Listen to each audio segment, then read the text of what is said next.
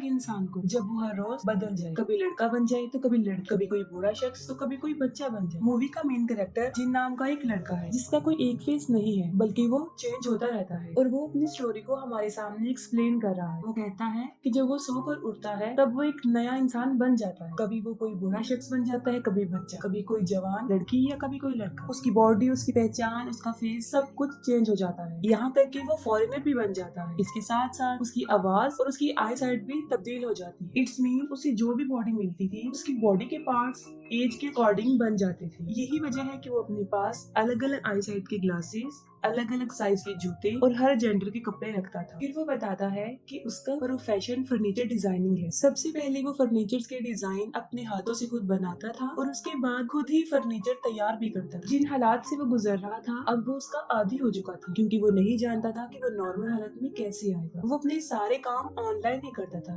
क्योंकि इंटरनेट पर लाइव आने की जरूरत नहीं पड़ती। उसके इस सीक्रेट के बारे में सिर्फ 2 लोग ही जानते थे, एक उसकी मदर और दूसरा उसका एक फ्रेंड सैंग था। फिर हमें सैंग दिखाया जाता है और वो भी जिनके साथ फर्नीचर का काम करता था। असल में फर्नीचर डिजाइनिंग के अलावा जो बाकी के मामला थे जिसमें कस्टमर डीलिंग शामिल है, वो इस तरह के मामला को देखता था। एक दिन सैंग जिनके घर आता है और उसे कहता है कि आज तुम एक हैंडसम इंसान बने हुए हो, तो चलो हम आउटिंग के लिए बाहर चलते हैं। वो दोनों एक क्लब में जाते हैं और वहाँ पर बहुत एंजॉय करते हैं। जिन एक लड़की के साथ सो रहा होता है और जब उसकी आंख खुलती है तो वो देखता है कि वो एक बूढ़ा शख्स बन गया। उसने अपने सारे फेसेस के वीडियोस एक लैपटॉप में कैप्चर किए होते हैं। वो बताता है कि जब वो फॉरेनर बनता है तब वो अपनी नेशनल लैंग्वेज नहीं बोल सकता, बल्कि वो जो भी फॉरेनर बनता है जिनमें जापानीज, चाइनीज, तो वो उन्हीं की लैंग्वेज बोलता है, जबकि उसने कभी वो सीखी भी नहीं होती। इस बदलती हुई आइडेंटिटी की वजह से उसे ना तो कभी कोई अच्छा लगा और ना ही कभी उसने किसी से प्यार किया। और इस बॉडी चेंजिंग की स्टार्टिंग आज से तकरीबन 12 साल पहले हुई थी, जब जिन 18 साल का था। फिर उसके पास्ट का एक सीन दिखाया जाता है कि जब वो सोकर उठता है वो खुद को मिरर में देखता है, तब वो एक अजीब इंसान बन चुका होता है जिसे देखकर वो काफी डर भी जाता है। फिर वो अपनी मदर के पास जाकर ये सब बताता है और वो सुनकर काफी हैरान हो जाती है, लेकिन किसी तरह वो उसे संभाल लेती है और उसे सॉरी बोलती है। जिन बाकी लोगों की तरह एक नॉर्मल लाइफ नहीं गुजार सकता था और यही वजह थी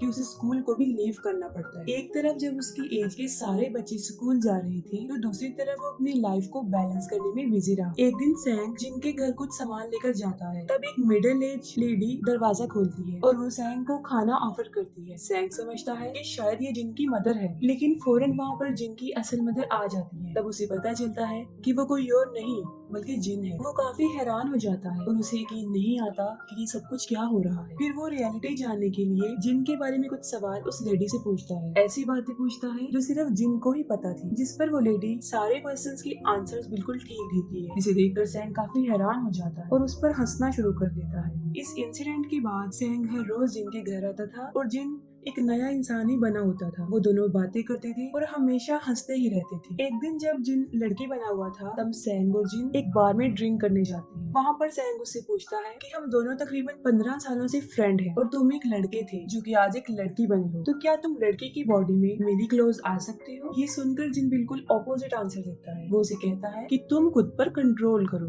अगले दिन वो दोनों फिर मिलते हैं और अब जिन एक लड़का बना होता है। सैंग उसे बताता है कि सैंग जिस कंपनी में काम करता है उसका ओनर जिन के डिजाइन को चोरी कर रहा है। ये सुनकर जिन को एक आइडिया आता है और इस आइडिया को यूज करके वो खुद की एक कंपनी बनाने का डिसीजन लेते हैं और उस कंपनी का नाम वो ALX चूज करते हैं। उसी वक्त वो लोग ये भी डिसाइड कर लेते हैं कि जिन फर्नीचर के डिजाइन बनाएगा और सैंग लोगों को हायर करके उन्हें सेल आउट करेगा। पहले जिन सिर्फ फर्नीचर मेकर होता है, लेकिन अब वो फर्नीचर मेकर और सप्लायर दोनों बन जाता है। फिर एक दिन जिन फर्नीचर शॉप पर जाता है और वहाँ पर वो कुछ नोट देख रहा होता है। इसी दौरान एक सू नाम की लड़की उसे देख रही होती है। वो लड़की सू उसी शॉप की वर्कर होती है। वो जिनसे पूछती है कि तुम्हें क्या चाहिए, जिस पर वो कहता है कि मुझे एक ऐसी चेयर चाहिए जिस पर बैठकर मुझे ऐसा फील हो कि मैं घोड़े पर सवार हूँ। ये सुनकर वो उसे ALX नाम की एक वेबसाइट दिखाती है और कहती है कि यहाँ तुम्हें सब कुछ बेस्ट मिल जाएगा, जिसका मतलब ये होता है कि वो जिनको उसी की बनाई हुई वेबसाइट सजेस्ट करती है। जिन उससे पूछता है कि क्या ये बात अलाउ है कि किसी दूसरे के सामान की तारीफ करना और फ्री में एडवर्टाइजमेंट करना। ये सुनकर सू हंसने लगती है। उस दिन के बाद जिन हर रोज सू को देखने उस शॉप पर जाता था और अलग अलग फेसेस होने की वजह से सू कभी पहचान ही नहीं सकी कि वो जिन है। आहिस्ता आहिस्ता जिन को सू बहुत अच्छी लगने लगती है और उसे उससे प्यार हो जाता है। जिन के पास सू की शॉप के बहुत सारे विजिटिंग कार्ड जमा हो जाते हैं और वो अलग अलग कस्टमर बन के वहाँ पर जाता है। एक दिन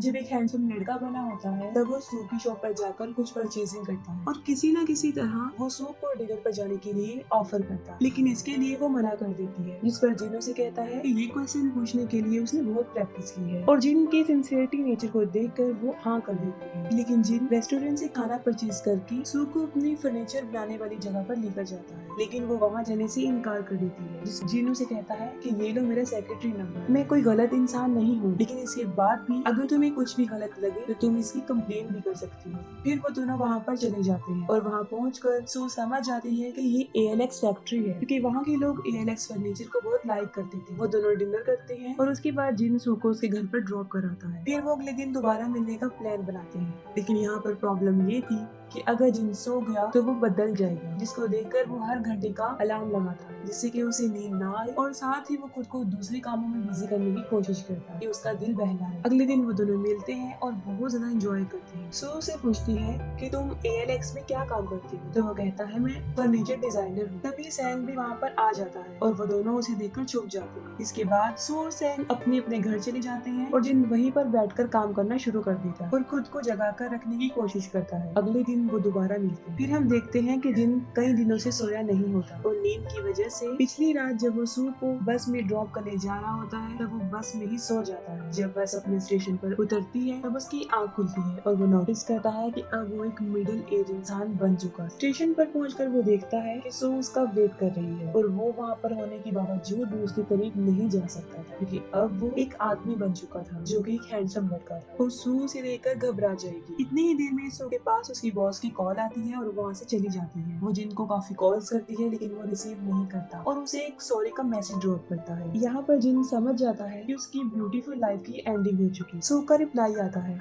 वो कहती है कि तुम कहाँ हो, मैंने तुम्हारा बस स्टैंड पर बहुत वेट किया। जिन डिसाइड करता है कि वो सू को ऐसे ही बगैर बताए नहीं छोड़ देगा, बल्कि वो सारी रियलिटी उसे बता देगा। अगले दिन जिन एक लड़की बना होता है और वो सू को कहता है कि वो मेरे साथ चले। वो कहती है कि मैं जिन के बारे में सब कुछ जानती हूँ। वो उसे लेकर अपनी फर्नीचर फैक्ट्री में आती है और जिन उसे अपनी सारी वीडियोस दिखाता है। उसकी अलग अलग फेसेस की सारी वीडियोस सू के सामने रिवील हो जाती है। वो सू को ये भी बताता है कि वो एक लड़का है और जब वो सोकर उठता है तब उसका जेंडर चेंज हो चुका होता है और इतने दिन से वो जिसके साथ घूम फिर रही है वो कोई और नहीं बल्कि वही जिन है। सू को इस बात पर बिलीफ नहीं होता और वो वहाँ से चली जाती है। काफी दिन गुजर जाने के बाद भी सू जिन को नहीं भूल रही थी। वो हर वक्त उसी के बारे में सोचती रहती है और फिर एक दिन वो उसकी फैक्ट्री में उससे मिलने जाती है। तब जिन एक जापानीज लेडी बना होता है और वो सू को अंदर आने को कहता है। सू उससे पूछती है कि क्या तुम वाकई ही मुझे लाइक करते हो, अगर हाँ तो तुम्हें मेरी एक बात माननी पड़ेगी और वो ये है कि मैं तुम्हारे साथ सोना चाहती हूँ और तुम्हें अपनी आंखों से चेंज होता देखना चाहती हूँ। सोते वक्त सू जिन से पूछती है कि ये सब कुछ कब से हो रहा है। तब जिन उसके सामने अपनी सारी कहानी एक्सप्लेन कर देता है और इसी दौरान सू को जिन की असल एज जो कि 29 थी पता चल जाती है और सेम एज सू की भी थी। फिर सू से पूछती है कि तुमने मुझे ही चूज क्यों किया। जिन उसे बताता है कि मैंने अपने इस कंडीशन को एक्सेप्ट कर लिया था और इन सबका आदी भी हो चुका था, लेकिन तुम्हें देखने के बाद मैं खुद पर कंट्रोल नहीं कर सका। इसके बाद वो दोनों सो जाते हैं। अगली सुबह जब वो दोनों उठते हैं जिन वहाँ आ जाता है जो कि एक हैंडसम लड़का बन चुका होता है,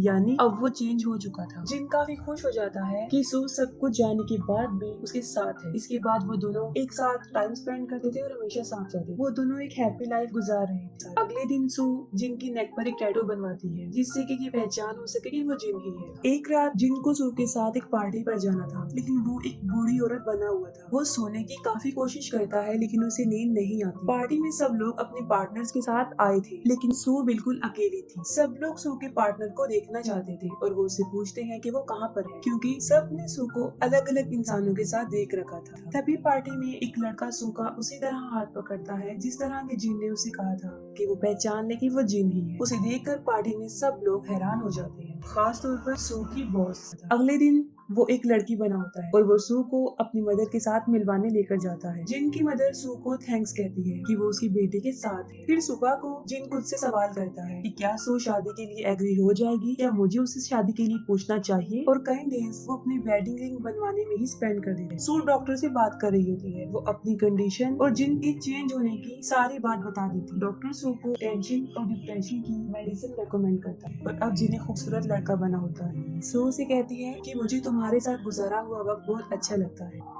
और दिल ये कहता है कि ये वक्त कभी गुजरे ही ना। और मेरी विश है कि तुम भी मेरी तरह एक नॉर्मल इंसान बन जाओ। फिर वो सू से पूछता है कि क्या वो मुझसे शादी करेगी, जिस पर वो कोई जवाब नहीं देती। फिर वो उसे उसके घर पर ड्रॉप करने जा रहा होता है और रास्ते में भी वो सू से पूछता है कि क्या वो मुझसे शादी करेगी। सू उसे गाड़ी रोकने का कहती है। सू उसे कहती है कि शादी कोई आम चीज नहीं है, मैं अपने घर वालों को क्या बताऊंगी कि एक ऐसा लड़का है जो हर रोज चेंज हो जाता है। उसकी बातें सुनकर जिन उसे कहता है कि जब मैं तुमसे दूर जाता हूँ तो मुझसे रहा नहीं जाता। सू उसे कहती है कि तुम सिर्फ अपने बारे में ही सोचती हो, क्या तुम्हें पता है कि तुम कौन हो, तुम्हारी पहचान क्या है।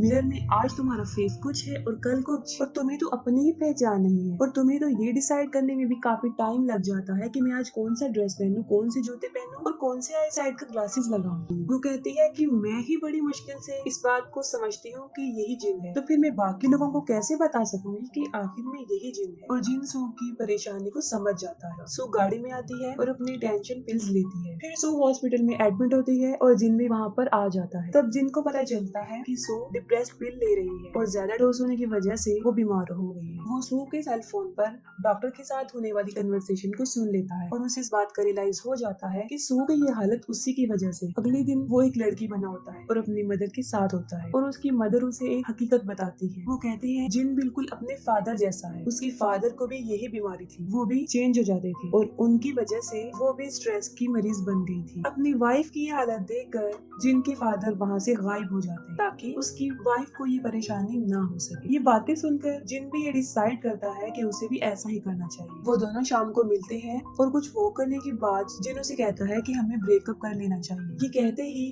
वो वहाँ से चला जाता है। ब्रेकअप होने से पहले जिन ने सू को एक चेयर बनाकर दी थी और उस चेयर को देखकर और जिन को याद करके सू रोती रहती है। 10 महीने गुजर जाते हैं और अब सू बिल्कुल नॉर्मल हो जाती है। एक दिन सू की बॉस उसे एक वेबसाइट पर एक मशहूर डिजाइनर की पिक्स दिखा रही होती है, जिसे देखकर सू समझ जाती है कि ये जिन के ही डिजाइन है। उसकी बॉस सू को कहती है कि ये डिजाइन बहुत खूबसूरत है और तुम्हें इसको हमारे लिए बनवाना होगा। फिर उसे ख्याल आता है कि अब तक वो लोगों के बारे में ही सोच रही थी कि लोग क्या कहेंगे, लेकिन असल में वो खुद भी जिनके बगैर नहीं रह रही थी।